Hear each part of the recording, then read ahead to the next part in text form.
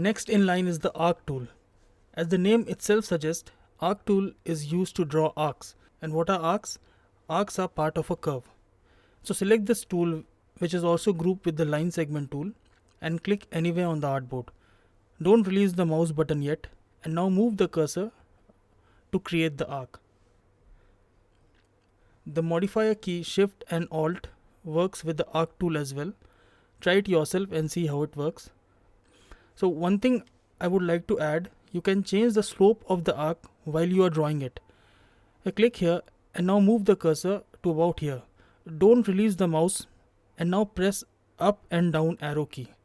You will find the slope of the arc is changing. When you work with different type of compound shapes, this technique is going to help you. So keep it in mind, the up key and the down arrow key.